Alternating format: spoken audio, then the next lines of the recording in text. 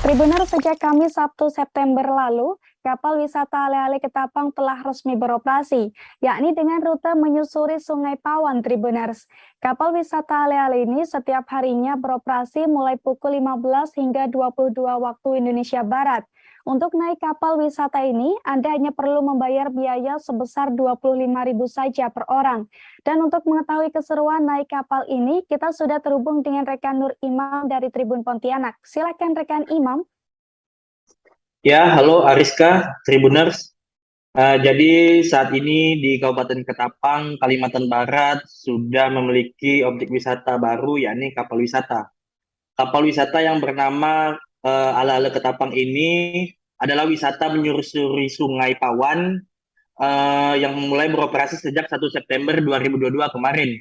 Kapal ini beroperasi setiap harinya mulai dari pukul 3 sore sampai pukul 10 malam, yang mana itu akan dibagi 2 sampai 3 sesi. Untuk per sesinya itu, penumpang atau pengunjung dibawa menyusuri sungai dari dermaga Saunan menuju ke arah jembatan Pawan 5 dan berkeliling sekitar 30 sampai 45 menit menuju jembatan Pawan 1.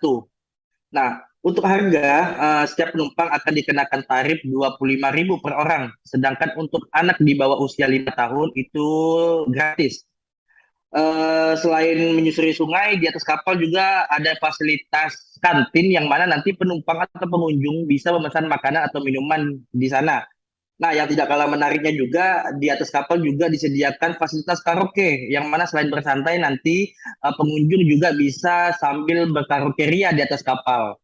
Nah, selain untuk penumpang atau pengunjung, rencananya ke depan kapal wisata ini juga bisa dipesan khusus bagi travelers yang ingin memiliki acara seperti ulang tahun, rapat, atau meeting kerja di kantornya juga bisa menggunakan kapal tersebut. Begitu, Ariska.